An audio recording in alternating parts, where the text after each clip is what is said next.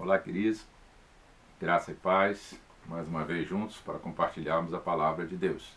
E continuamos a nossa caminhada, pelas bem-aventuranças, e nesse momento nós vamos então meditar na sexta bem-aventurança, que é que está registrado em Mateus capítulo 5, no verso 8. E eu quero ler para você, que diz assim: Bem-aventurados os limpos de coração, porque verão a Deus. Bem-aventurados, felizes são os limpos de coração, porque verão a Deus. Eu acho interessante a maneira como Jesus coloca essas bem-aventuranças, como a gente chama. Ele coloca uma situação e uma situação vai sempre gerar uma consequência. Toda situação gera sempre uma consequência. Neste caso aqui, não é diferente.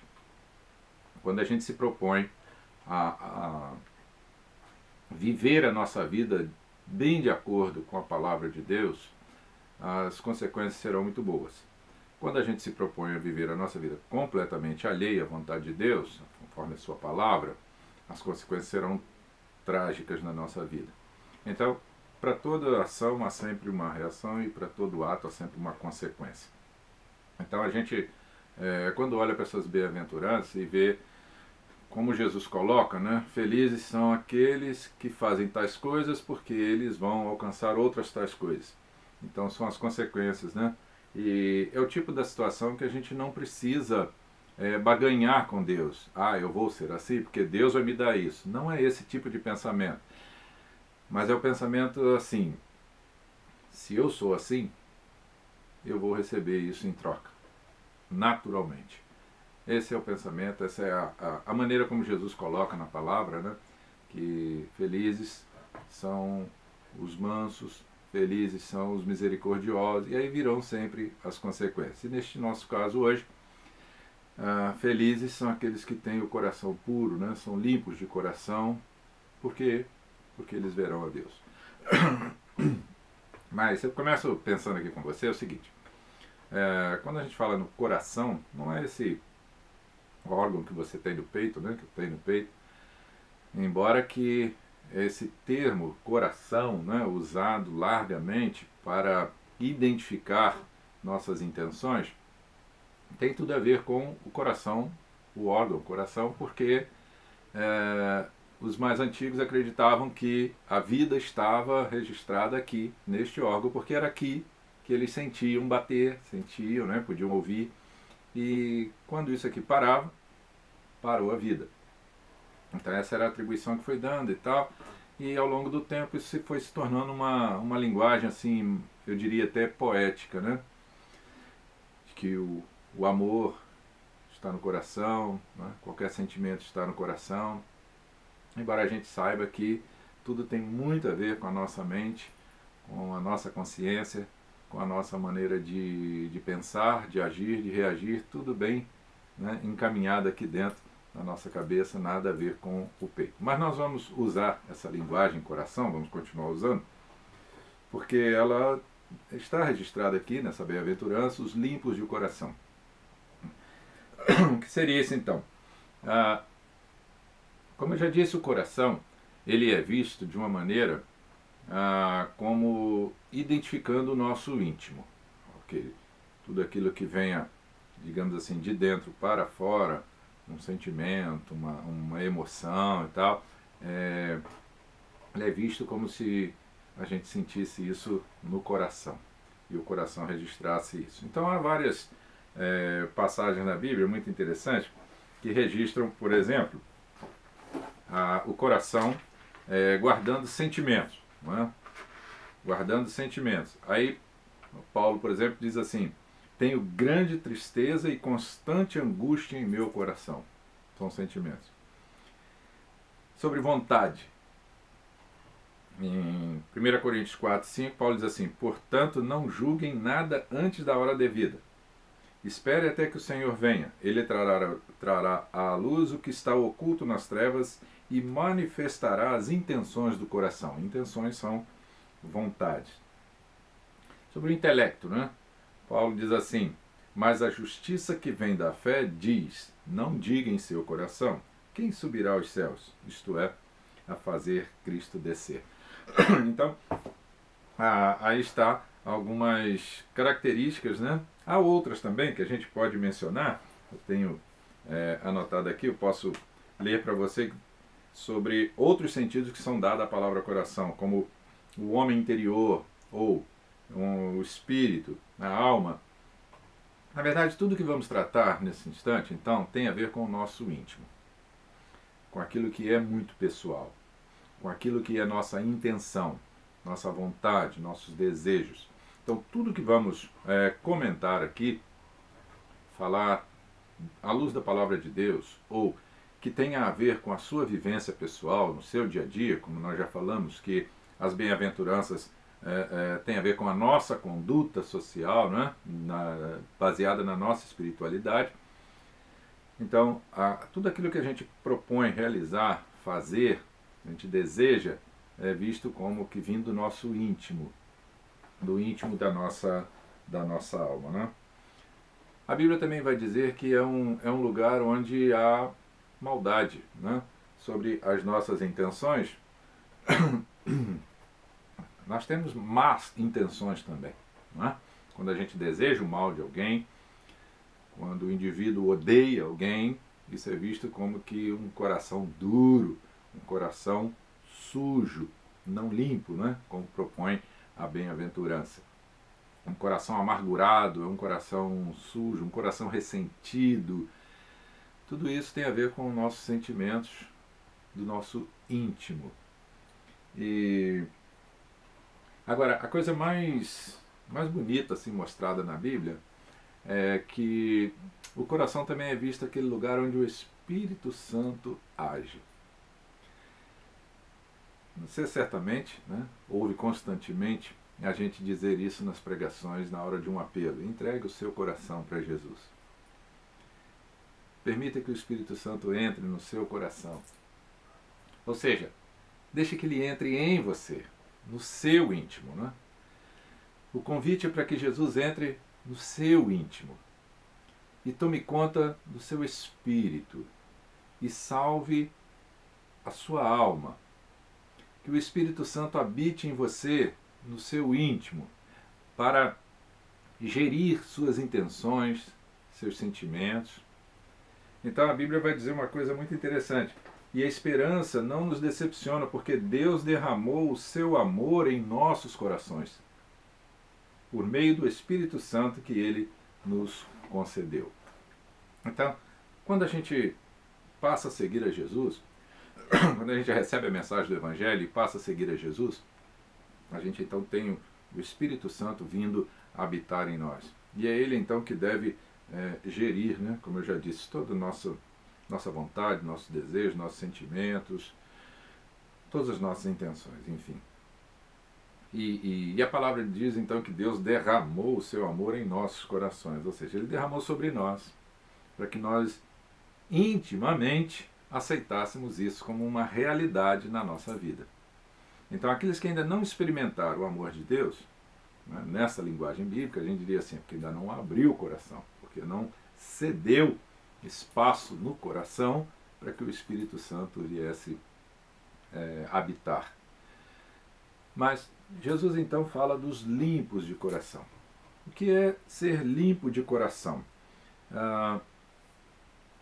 Ser limpo de coração não é ser uma pessoa perfeita. Eu já disse aqui, falando sobre Davi, eu disse isso não existe. Não há uma pessoa sequer que possa se julgar perfeita, né? Sem nenhum erro, sem nenhum pecado.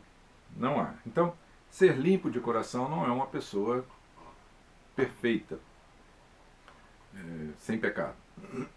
Então, o que é ser puro de coração?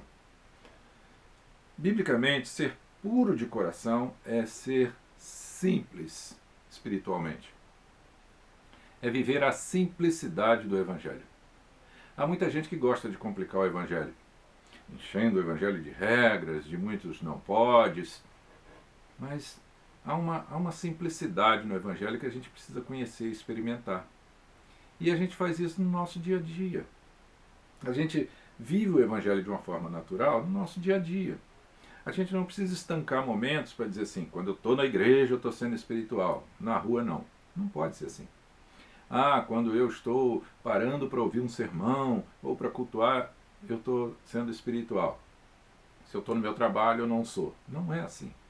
A simplicidade do Evangelho ela é vivida diariamente, em todos os momentos e em todos os lugares que nós estivermos.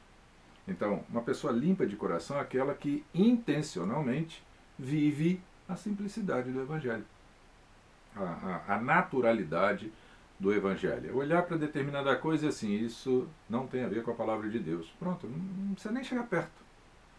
Ou então olhar e dizer assim, não, eu sinto que Deus quer isso, então eu vou até lá e vou fazer. Então, viver essa simplicidade do Evangelho é ser sincero diante de Deus. Não é não ter o que esconder de Deus. Há muita gente que erra, né, que peca, e porque ninguém está vendo, ele imagina que Deus também não viu. Doce ilusão, né? Não há nada que se possa esconder de Deus. Não há nada que se faça em oculto que Deus não saiba. Deus conhece até os nossos pensamentos, as nossas intenções. Então, não há nada que a gente possa fazer que Deus não veja, que Deus não saiba. Então é uma doce ilusão se você pensa assim, certo? Mas quando a gente é sincero diante de Deus, a gente reconhece o quanto somos pequenos diante da grandeza de Deus, né? Isso faz de nós, já começa a fazer de nós pessoas simples e limpas de coração. Então, como é possível ver a Deus? Lembra que essa foi a consequência. Se nós somos limpos de coração, de Jesus, veremos a Deus. Há alguns exemplos bíblicos, né, registrados lá de pessoas que experimentaram, né, que de alguma maneira viram a glória de Deus. Né? A gente tem a expressão de Isaías, quando ele entra no templo, né, e ele diz lá, eu vi um alto e sublime trono, eu vi o Senhor assentado. Ele teve uma visão. E há outros textos na Bíblia que a gente encontra pessoas narrando que viram a Deus. Na conversão de Paulo, por exemplo, está lá registrado, né, que ele ouviu a voz de Jesus falando com ele. Então, são expressões na Bíblia que são registradas essas manifestações de Deus. Mas e hoje? Como a gente pode dizer que é ver a Deus, né? O que significaria para nós hoje ver a Deus? O que seria isso? Podemos dizer que vemos a Deus quando nós temos uma experiência com Ele. Você se lembra da história de Jó? Jó passou toda aquela trajetória triste na sua vida, mas lá no final do livro de Jó, ele cita uma expressão muito interessante que a gente usa até hoje. Jó diz assim, falando sobre Deus, ele diz assim, eu te conhecia de ouvir falar, mas agora de andar contigo. Então, podemos dizer que Jó viu Deus.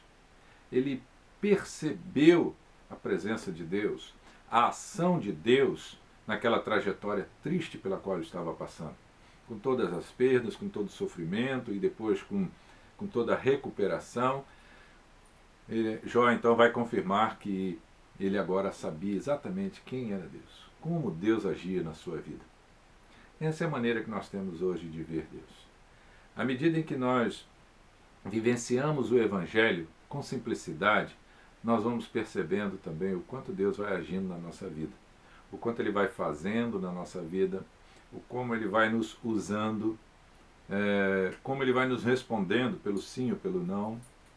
Nós vamos entendendo, vamos dizer assim, a linguagem de Deus no nosso ouvido. Eu desejaria muito isso para você. Posso até afirmar que eu desejo muito isso para você.